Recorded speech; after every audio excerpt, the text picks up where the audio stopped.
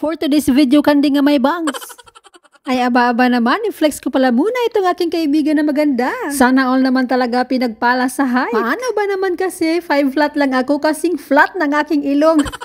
Papunta na nga pala kami sa Siminding at doon lang kayo mag-ikot-ikot at maulan na panahon. Napasuot nga pala ako ng mask dito dahil may nakatabi akong umuubo. Mabuti na talaga ang safe. Ayoko kasi talaga magkaubo lalo na kapag galing ako sa day off. Pinakaayaw kasi talaga ng aking amo ang ubo at sipon kaya naman iniwasan ko talaga magkaroon ng ubo at sipon. Sa awa naman ng Panginoon, sa 5 taon ko sa aking amo, isang beses pa ako inubo at sipon at lagnat. Nandito na nga kami sa Shimin at lalabas na kami ng aking kaibigan. Naaliw nga pala ako sa mga anime dito sa wall kaya lang hindi ko pala na video ng maayos.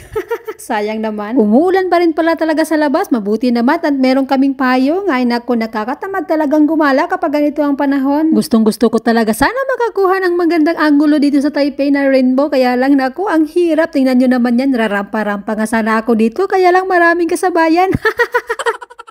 Ang dami din talagang naaliw sa baboy na ito dahil rampa din daw. At medyo napagod na nga kami ng konti at nagpahinga muna kami dito sa labas ng H&M. Ayan, tambay lang dito sa H&M, sa labas ng H&M.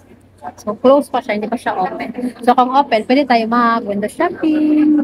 Grabe ang haba ng pila doon sa number 1 milk tea dito sa Siminding. Sa susunod nga naming balik dito sa Siminding, itry naman namin ang Salon Pao. Paano ka nga pala gaganahan sa paggala-gala? Ipanay nga ulan. Kaya naman talagang pinili namin dito gumala sa Simin kasi nga alam namin na uulan talaga ngayong araw. Mag-ikot-ikot lang pala kami talaga dito hanggang 11 dahil 11:30 nga kakain na kami ng aming tanghalian. Planado nga kasi talaga ang aming kakainin dahil kakain kami ng unlimited kaya mas maganda talagang kumain ng 11:30 at dito kami kakain sa Don Don Key. Ay mali pala, Don Key pala.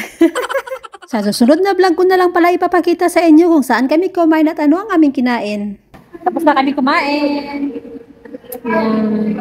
Relax muna dito.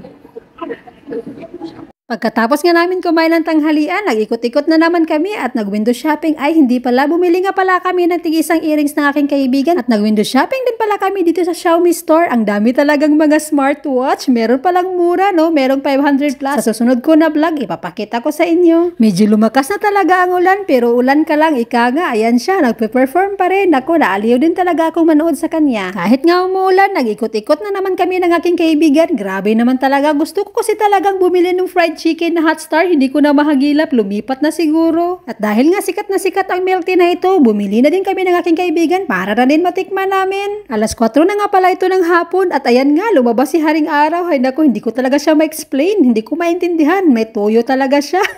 Biglang uminit, ihapon na. Uuwi na nga ako at magpapahinga na muna ako sa 7-Eleven. Ayan lamang po, maraming salamat sa panunod. Bye-bye!